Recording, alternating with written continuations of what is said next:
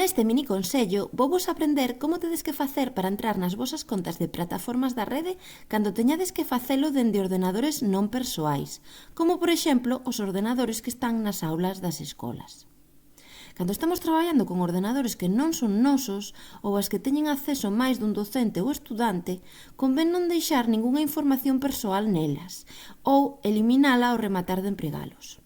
Isto, aínda máis importante se temos que acceder a contas ou servizos da rede, como o noso correo, a nosa conta de Google ou contas de outras ferramentas que empreguemos de xeito habitual, como Plickr ou redes sociais, por exemplo.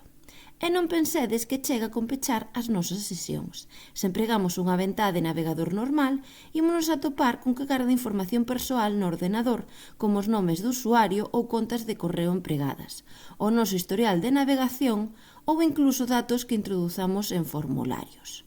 É dicir, datos potencialmente sensibles que poden ser empregados con fines maliciosos.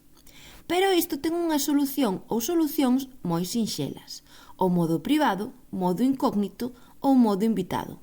Valen as tres. Que o que fai é evitar que non se garde esta información potencialmente sensible unha vez que peches a ventá. É dicir, que así incluso olvidas o de ter que pechar as sesións, xa o fai por ti o navegador cando pechas a ventá.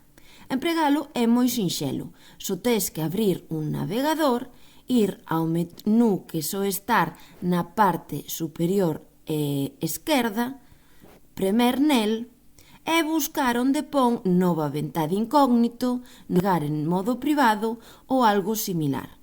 Tamén, no caso dos navegadores Chrome, podes premer aquí onde está o circuliño co noso perfil e darlle a navegar como invitado. Estas accións farán que se abra unha nova ventá xa en modo invitado ou modo incógnito. E veremos que está marcado claramente que estamos navegando deste xeito.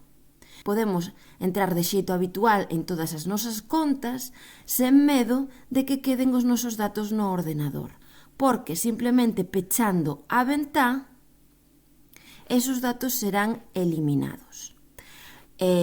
Sin embargo, tedes que ter en conta que todo o que descarguedes no ordenador sí que se vai a quedar. Entón, se descargades algún documento que sexa privado, lembrade de ir ao cartafol de descargas e eliminalo.